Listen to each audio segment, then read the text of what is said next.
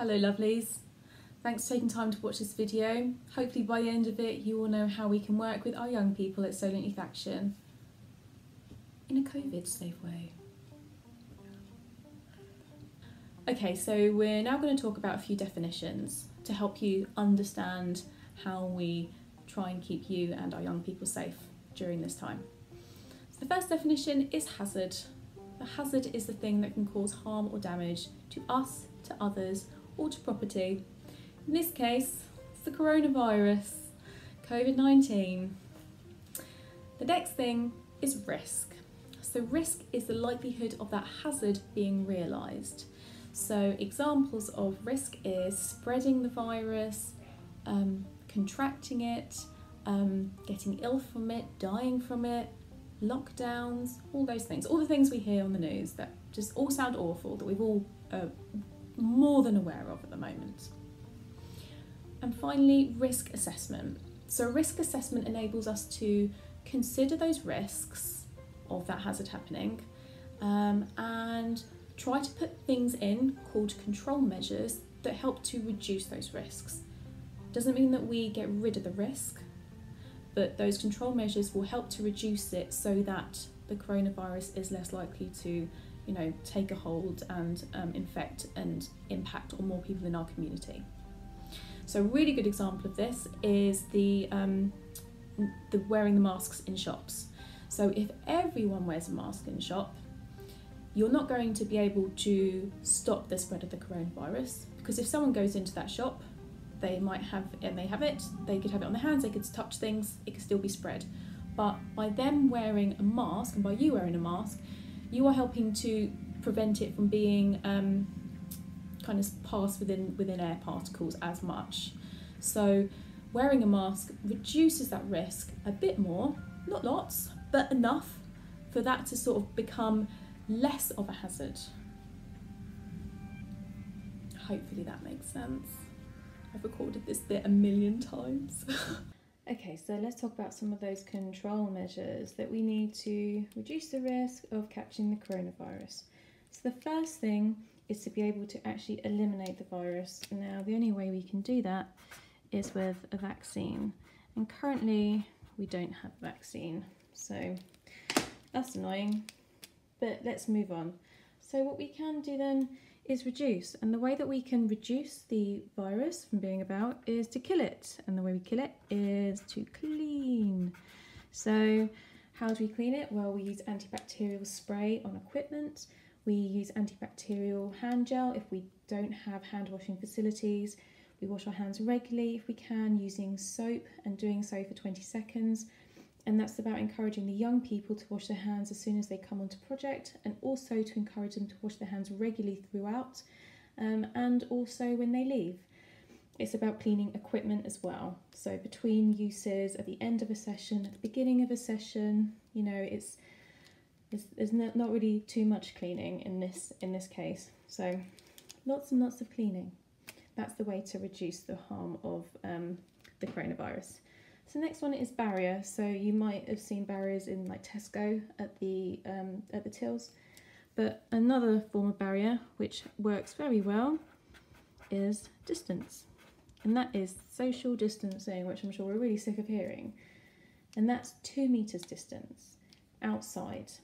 That is the best barrier because outside is well ventilated because it's outside, and 2 meters is just very, very hard to spread the coronavirus at that sort of social distance when you're outside. So all of our activities are based outside and they are done at a social distance.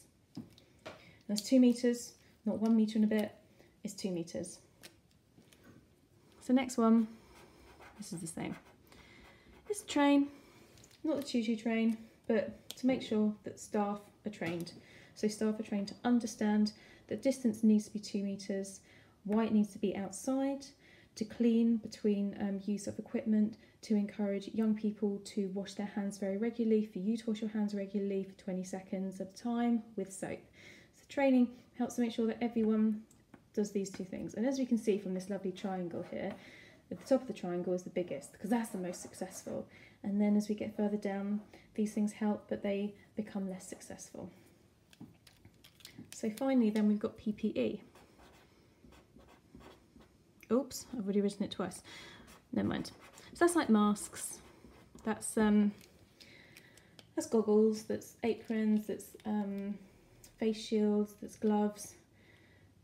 If you're unable to socially distance, and you have to sort of, like, I don't know, imagine you have to like do a young person's laces up or something, and you have to get close to them, or if you have to administer first aid, you need to use PPE. So if you cannot distance at 2 meters and you cannot be outside, then that's when you use PPE. PPE is your last line of defence. All these things, if you can't necessarily do those as you wish, PPE is what you use. So, and just like this, we can see, oh, it all sort of fits in that little triangle. So we can't use a vaccine, but what we are trying to do is use all of these measures, which will help to reduce the risk. So to do all the cleaning, to keep the distance, for you guys to watch this video and to make sure you're confident, and for you all to have your PPE kits as well. Okay, so we've talked about the control measures, the things that we put in place to help to reduce the risk of us catching COVID-19. So let's look at those different control measures and what they look like for you. This is your PPE kit. You will all have one of these if you're doing any direct delivery with young people. Inside it has everything that you're going to need. So first of all, it has its own first aid kit, which has got, we've got a few little bandages, some plasters, some wound wipes. Make sure you don't confuse these with the antibacterial wipes because they're different. You want to use the antibacterial wipes on young people's wounds, and again, you don't want to use these to kind of clean down a surface because they won't clean it down correctly. We've also got finger dressing. There's an eye dressing in here somewhere. Oh, that was it, that's the eye dressing. So that's like your basic first aid kit, so it means that if you need to administer first aid, it means that no one else has touched it. Then we've got, within the PPE kit, you've got the antibacterial hand gel. If you need more, just let me know and I'll replenish. A bunch of antibacterial wipes, so again, don't get those confused with these, very different. A disposable mask. A non-disposable mask, a nice cloth one. Some gloves. I got black ones because that's what the cool tattoo artists use. And some goggles. So every staff member working face-to-face gets one of these. We are also creating, I say we, I'm also creating young people PPE kits for those who we buddy, who we sort of think would benefit from having their own PPE kits. So that will include one of these and also be in one of these bags instead. So canvas, so that we're less likely to sort of spread any germs. On your plastic one, you're going to be the only one touching that. But if we kind of get it out, the young people touch it and then we can just go, oh, there you go, it's gone. So not having to sort of touch it at all. Yeah, that's your PPE kit. You're welcome. So when we're working with our young people, we always need to make sure we have our PPE kits with us, okay? This is like your thing that's going to keep you safe all the time because you are really important and the charity cannot run without you. So always have your PPE kit with you.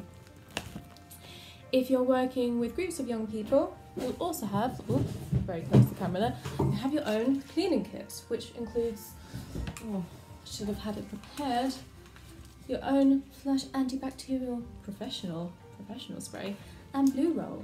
So if you're doing any stuff with groups of young people, you'll have your own version of this, so you don't have to worry about spraying and touching, oh, that little bit there, which I bet gets really, really gross.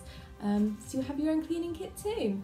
What a treat. I'm sure that you're sick of hearing Boris Johnson talk about washing your hands for 20 seconds at a time, but that is really important. When we have the group sessions, we will have a hand washing station for young people to be able to wash their hands before and after an event, for you to be able to wash your hands as well as staff members, and also to encourage parents too as well, if any of the parents need to stay during that session. As mentioned earlier, if you are doing group work, you will have your own cleaning equipment, so you don't have to share it between you and your colleague. It's all about trying to like individualise stuff. That's why you've got your own PPE kit.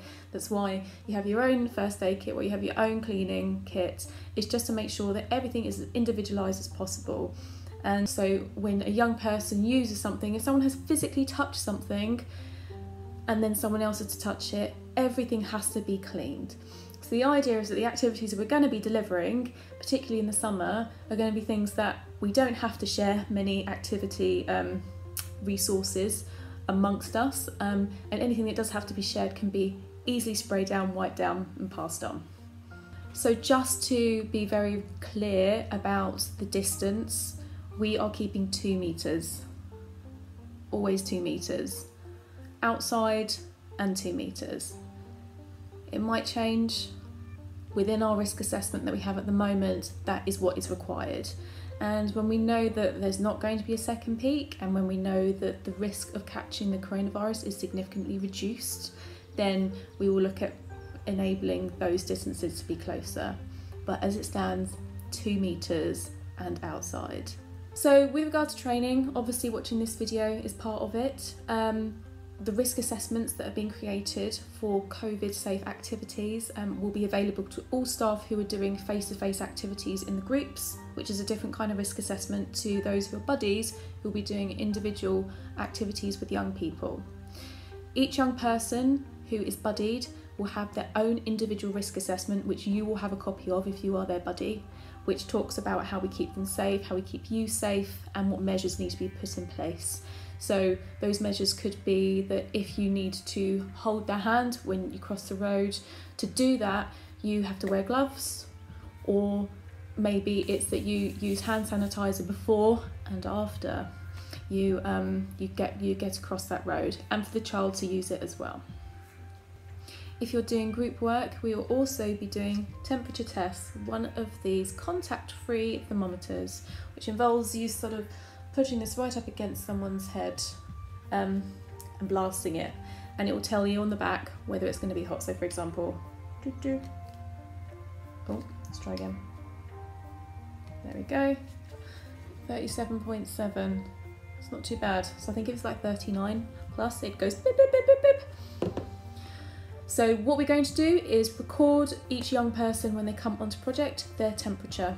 If the temperature is too high, then we allow them 30 minutes sat in a sort of chill out area to sort of allow for their temperature to potentially drop, and then for us to re-measure it. And if when we measure it, it's too high, then the parent has to take them home. Just another precaution, if you come down with any symptoms or have been near anyone who has had symptoms, or if any of our young people or parents or households or whoever have had symptoms or been around anyone with symptoms, it is our responsibility, your responsibility, everyone's responsibility to contact NHS Test and Trace.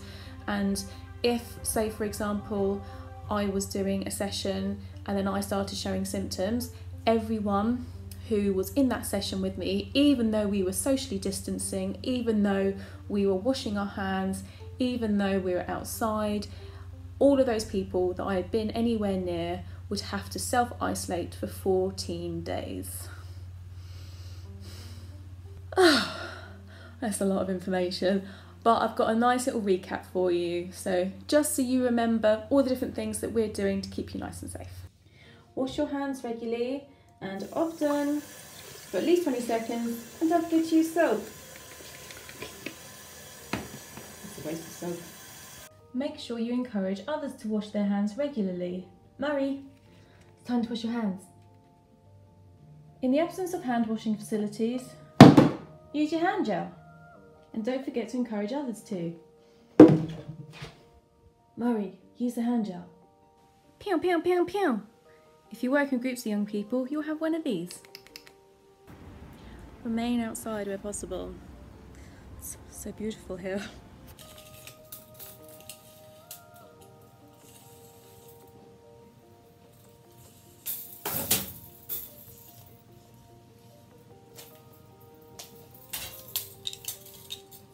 Keep 2 meters distance from young people and your colleagues.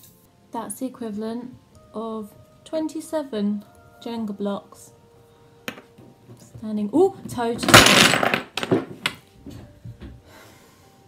If you have to be within less than 2 meters of someone, use your PPE kit.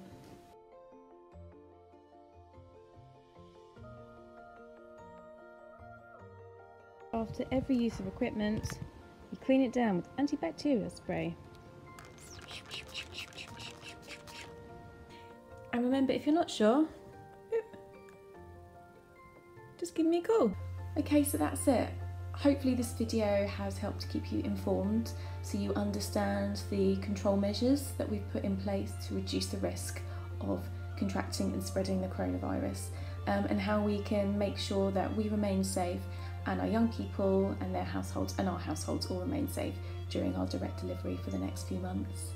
As always, if you have any questions, you can just get in contact. I understand that watching this video rather than doing face-to-face training means that there isn't really a question answer aspect of this, so please, after watching this video, just feel free to give me a call or a text or an email, and if you have any concerns or if you think there's anything that I've missed, please just let me know.